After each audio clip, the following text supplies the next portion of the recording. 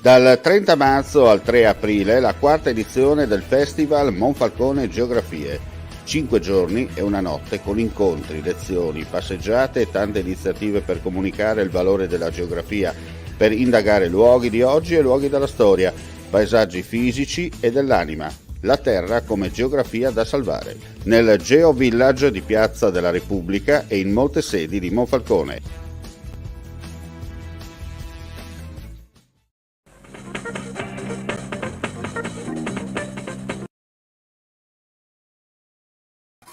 Ben ritrovati gentili amici e amiche alla visione all'ascolto per quanto riguarda questa edizione della sera, ultima del nostro audio-video giornale con le ultimissime di cronaca dal Friuli Venezia Giulia. Un uomo di Udine del 1952 non ha fatto rientro da un'escursione attivata alle ricerche a Teipana. Marito e moglie erano partiti oggi insieme per compiere un'escursione a piedi, ma la moglie non si sentiva bene e ha deciso di desistere.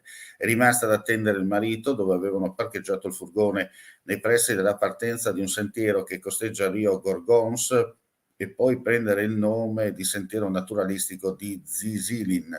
Non è certo che sia proprio quello il percorso dello scelto, ma non vedendolo rientrare al tramonto ha deciso di fare denuncia di scomparsa.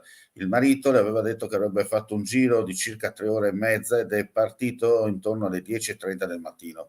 I carabinieri hanno attivato la stazione di Udine Gemona del soccorso alpino, sul posto anche la Guardia di Finanza.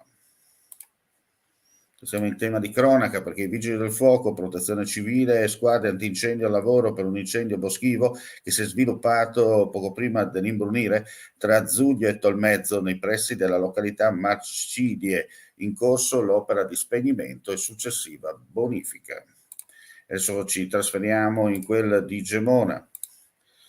Violento scontro nel tardo pomeriggio di oggi a Gemona tra una moto e un'auto all'altezza dell'incrocio con via della Cartiera. Il Centauro ha riportato diverse ferite e contusioni, preso in consegna dai sanitari del 118 è stato egli trasportato a Udine. Per lui la prognosi è riservata ma non è in pericolo di vita. Illeso il conducente dell'auto, rilievi da parte dei carabinieri di Gemona. E ora cambiamo completamente argomento, torniamo sulla crisi provocata dalla guerra tra Ucraina e Russia, il servizio con le dichiarazioni dell'assessore regionale Bini. Assessore Bini, secondo appuntamento oggi con le categorie e le parti sindacali. Che cosa è emerso? Ma insomma oggi abbiamo di fatto commentato, illustrato, fatto delle considerazioni su quello che è il decreto che è stato licenziato venerdì dal governo. È stato detto che insomma è un intervento buono, indubbiamente con una caduta su un periodo, su un arco temporale molto breve, ma così non poteva che essere.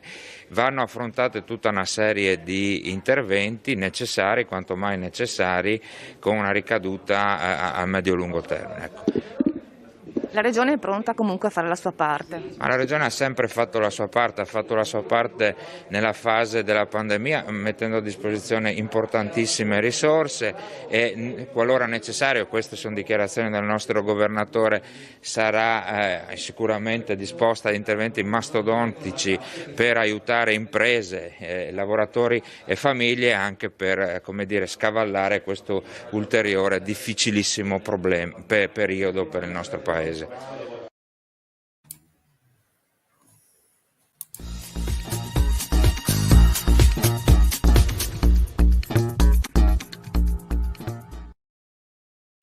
Apriamo la pagina sportiva con 2 notizie. Prima di tutto l'Udinese ha deciso di far ricorso contro la decisione di omologare il risultato di 6-2 per l'Atalanta. La gara si era svolta il 9 gennaio scorso con una formazione fortemente rimaneggiata a causa dei giocatori risultati positivi al Covid. Il collegio di garanzia dello sport, come comunica il CONI, ha ricevuto un ricorso presentato dal club friulano contro la Federcalcio e la Lega Serie A e l'Atalanta per l'annullamento della decisione della Corte Sportiva d'Appello Nazionale della FIGC che aveva confermato la sentenza del giudice sportivo, anch'essa oggetto impugnazione con cui è stato respinto il ricorso proposto dall'Udinese contro l'omologazione del risultato della gara contro gli orobici. E ora andiamo proprio a chiudere, perché è una bella notizia che ci è appena proprio giunta pochi istanti fa. Parliamo della Serie 2 di pallacanestro, altra vittoria della APU Udine in trasferta a Casale Monferrato. I bianconeri si sono imposti per 72-49. E con questa notizia chiudiamo qui questa edizione della sera. Vi auguriamo chiaramente la più cordiale buonasera e buonanotte a tutti, anche per coloro che ci guarderanno in replica, e vi ricordiamo che le ulteriori news le potete visualizzare sul nostro sito friulitv.net oppure sulle pagine social a noi collegate. Grazie per l'ascolto e alla prossima. Dal 30 marzo al 3 aprile la quarta edizione del Festival Monfalcone Geografie. 5 giorni e una notte con incontri, lezioni, passeggiate e tante iniziative per comunicare il valore della geografia, per indagare luoghi di oggi e luoghi della storia, paesaggi fisici e dell'anima, la terra come geografia da salvare, nel Geo Village di Piazza della Repubblica e in molte sedi di Monfalcone.